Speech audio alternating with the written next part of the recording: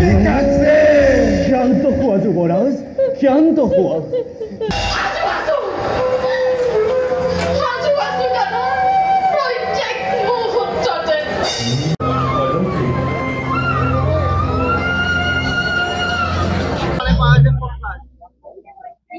পটিয়াপথাৰ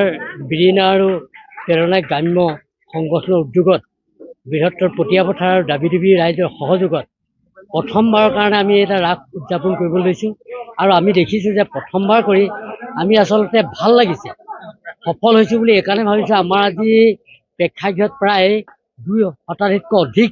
ৰাইজ আচলতে হৈছে আৰু যিহেতু আমাৰ কাষৰীয়া ৰঙামাটিত হয় বা দা ধৰাৰ ফালে হয় কিন্তু পটিয়াত হোৱা নাছিলে এইবাৰ প্ৰথমবাৰ আমি ৰাস উদযাপন কৰি আনন্দ উপভোগ কৰিছোঁ যিহেতু শিল্পীসকল আমাৰ ইয়াৰ পটিয়াপথাৰ আপুনি ঠিকেই কৈছে যে 2 শতাধিক ৰাসত আমাৰ জড়িত হৈছে পুৰুষ মহিলা চেমনীয়াৰ পৰা ডেকা যুৱক সকলো মানে জড়িত হৈছে আৰু ভাল লাগিছে হয় আমি দেখিছোঁ আজি হাজাৰ হাজাৰ লোক আমাৰ ইয়াত যি নতুন যদিও নতুন কিন্তু আমাৰ প্ৰশিক্ষকসকল কিন্তু পুৰণি আৰু সেয়েহে হয়তো আৰু আমাৰ বিশেষকৈ আমাৰ মঞ্চ নাই কিন্তু আমি ফিল্ডত আপোনালোকে হয়তো দেখিছে যে স্থায়ী মঞ্চত আমি মানে এনেদৰে প্ৰয়াস কৰিছোঁ আৰু বিশেষকৈ আৰু এটা কথা আমাৰ এতিয়া আমাৰ সমিতি বেয়া লাগিছে আমি আচলতে গেলেই যদি আমি ব্যৱস্থা কৰিব পৰা হ'লে কিন্তু ভাল আছিল কিন্তু আমি গেলেই ব্যৱস্থা কৰিব নোৱাৰিলোঁ এবাৰ প্ৰথম ৰাস কৰিছোঁ আৰু খুবেই ভাল লাগিছে দৈৱকী চৰিত্ৰত প্ৰথমবাৰ কাৰণে আৰু আমাৰ গাঁৱত এবাৰ প্ৰথম ৰাস পাতিছে যিহেতু বিৰাট ভাল লাগিছে কোৱা দাদা কোৱা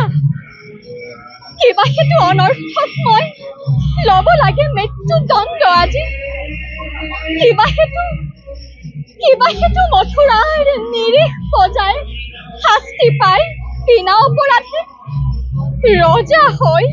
ৰাক্ষস মূৰ্তিৰে মানৱ নামত কিয় কলংক সানিছা দাদা কিয় ধন্যবাদ যিকোনো খবৰৰ বাবে যোগাযোগ কৰক 7099017330 লগতে 7099017110 নম্বৰত